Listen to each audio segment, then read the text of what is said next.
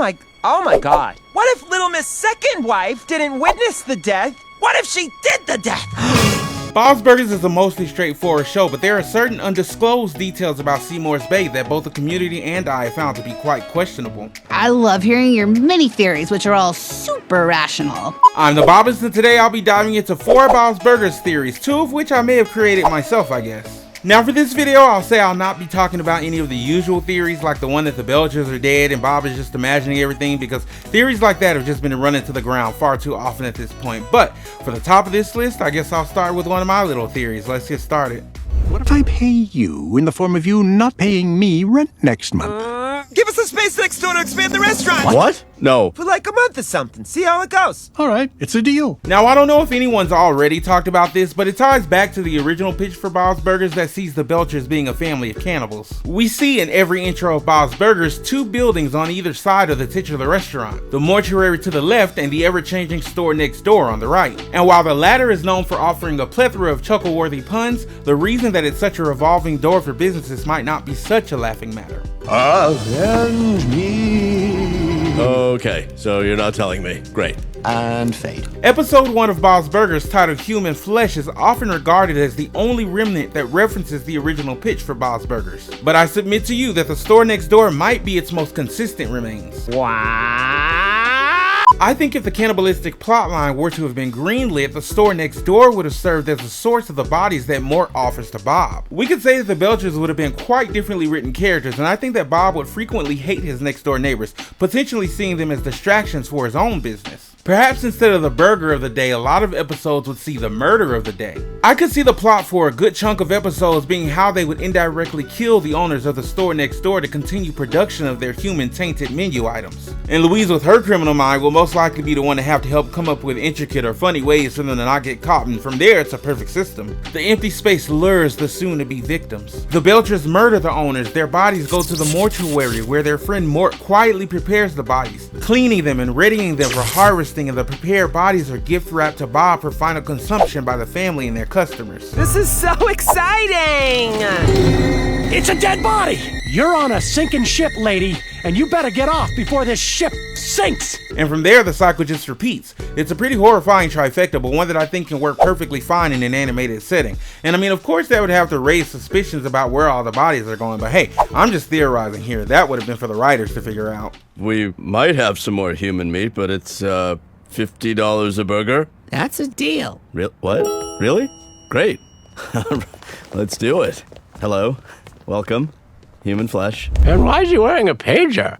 That thing's a pager? Yeah, that's how pagers looked back then. I had one when I owned this town. This was all my turf. I was untouchable. They called me Payday. I mean, when I was a bike messenger. Gus is counted among my top 10 of favorite adult side characters. He's been shown to be nothing but kind-hearted and helpful, and is a known friend to the Belchers. We can't let you leave without an adult. An adult?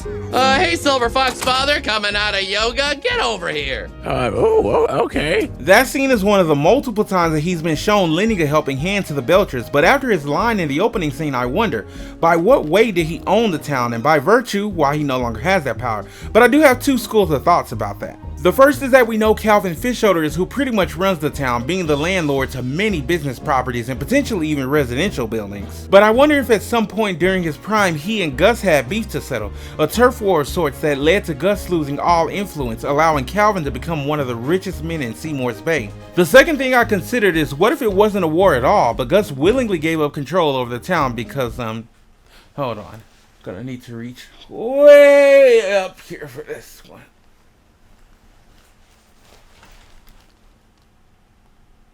Oh, you're waiting on evidence. I have none. Alright guys, I'll level with you here. This one's less of a theory and more of a fun what if, but I still think it's worth diving into for a bit. But first, the why. We know that the Fishoders are homicidal maniacs since the actions of Felix and Grover Fish are to be indicative, but I don't 100% believe that Calvin's innocent either. I'm in the Fishoder family trust because I'm in the family. In this family trust, you see, you're ineligible to receive benefits if you've been convicted of a felony. And every single one of them has been. All except for Cousin Calvin, because he never got caught. Yeah, baby. Shush! I forget he didn't even deny it and basically agreed. So with the fish holders basically being a family of what seems like unorganized criminals, maybe Gus decided that he wanted out and that by renouncing the family, any claim of ownership to the town. Gus just feels way too kind to be a part of all that madness. Worth noting that after 15 seasons and counting, Gus's last name hasn't been revealed. Obviously there are a ton of mononymous characters, but hey, I'm doing what fits my agenda here. So in all, it seems that he just decided to retire from the family business and enjoy life's little pleasures, which is probably why we've literally never once seen him in the same place twice. Here he is at the beach, here he is at the hotel, oh, and look at right here at Wonder Wharf, and look at flag waving, the park, oh, and at the marina too. What are you doing at the yacht club marina, sir? Who do you know with money that would cause you to be hanging around there? Looks like a relapse to me. Don't do it. Don't do it. I can't think of a reason anyone would want to leave the junior guards. The truth is, I only signed up to be around shirtless teen boys. Oh, yeah, maybe quit then. Like Jason, Mike Myers, Carrie and Freddy, but I don't want to run away. I want to go steady. Is that a different Alan from the last video? No. Yes, what? Yes, it is. No, it isn't. They switch Alan sometimes, Bobby. No, they don't. Boys for Now is everyone's favorite in-show boy band, and they've created some of the funnest songs in the entire series. From Coal Mine to I Love You So Much It's Scary, Boo Boo, Matt, Griffin, and Alan have tickled our eardrum in various melodic ways. Someday we'll spoon, not anytime soon.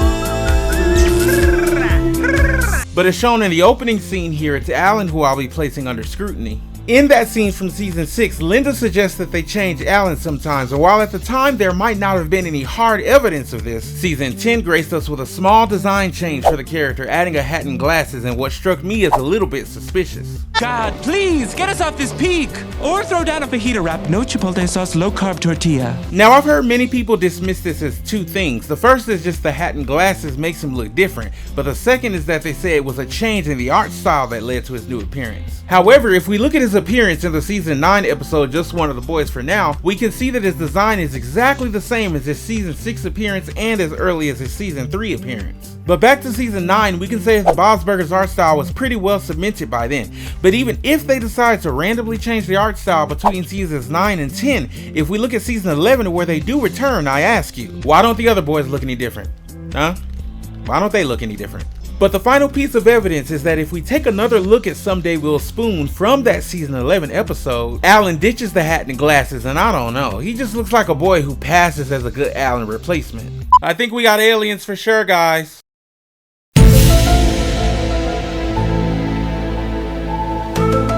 I said we should go to a mountain. I didn't say it had to be one of the Everests. There's only one Mount Everest, boo-boo. Hey Matt, your grandpa called. It's you. Yeah. So thanks for watching the video up to this point, guys. I know that in my last upload I said that I'd be going on hiatus, but I actually forgot that I wrote this script a while ago, so decided to record for it now, since recording is going to be the issue, not editing. One comment from user Carrington asked, "You got time to serve, bro?" I found that to be pretty damn humorous, but cards on the table, I lost my job after 7 long years.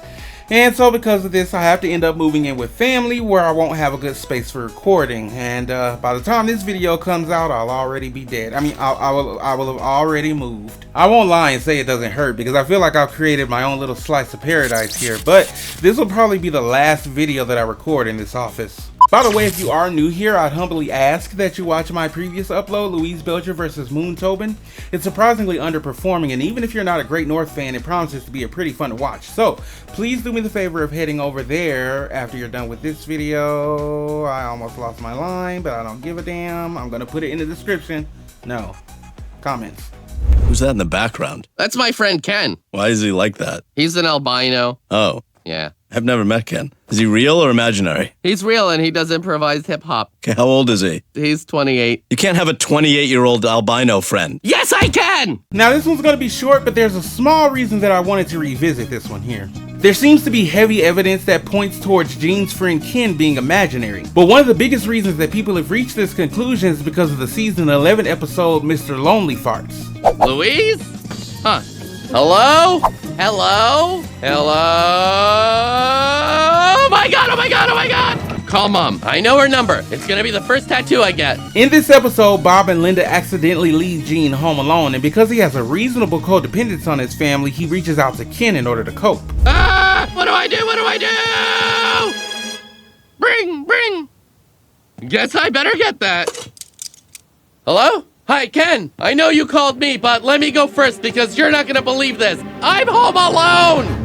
So because he's using tongues to imagine having a phone conversation with the friend in question, the community's decided that this episode is what once and for all cements Ken as imaginary. But let's think about that for a moment. I'll say that as a young boy, probably around the age of 6 or 7, there'd be times where my mom and my sister would be gone and I'd be left with my dad. And then I would imagine having a phone conversation with my sister while she was gone just because I missed her. I know, I'm adorable. But does that mean that my sister's imaginary? Well, I'd hope not. Okay, so I had this whole idea planned out where I would actually just call my sister really quick and just be like, honey, you tell me if you're imaginary, right? And then I was gonna play this whole scene from Rick and Morty where Rick's just like, you a simulation, you son of a bitch. It's like it's one of my favorite Rick and Morty scenes, but I realized I can't quite do it because I record with my phone, and my backup phone, I actually sold that on Facebook Marketplace like a year ago or so. So I had like no way to do the bit, but I'm still gonna play the fucking Rick and Morty scene here. Cool. All right, Randy. You little son of a bitch! Are you a simulation? Huh? Are you a simulation? No! You little son of a bitch! I'm sorry, Morty. You're a good kid, Morty. Jeez. You're a good kid. Oh my God. Oh, what the hell? In order to understand the complete humor of that scene, there's a ton of context from the episode that you need, but I digress. So with this perspective in mind, does that mean I think that Ken could be real? Not so much. But would it be fun to reopen the discussion? Talk in the comments. I thought we weren't allowed to comment on other people's leaves. You guys didn't say anything when Gene put up the leaf about his imaginary friend Ken surviving that fall. He's real, and so is his GoFundMe page, which you have donated to generously. Wait, what? Nothing. Thanks for hanging out on my channel again, guys. Like I said, the move is going to stop me from being able to film for a while, but I still may work on other little edits like my supercuts and movie trailers, but you guys don't seem to like those for some reason. I'd honestly be interested to know why, so please do me the favor and comment below if you have a reason that you think the movie trailers might not be for you or might not be for others. I'm the Bobbist, and I guess you'll see this face next year. I should get packing. So, you guys want to see everything I lost? Here you go.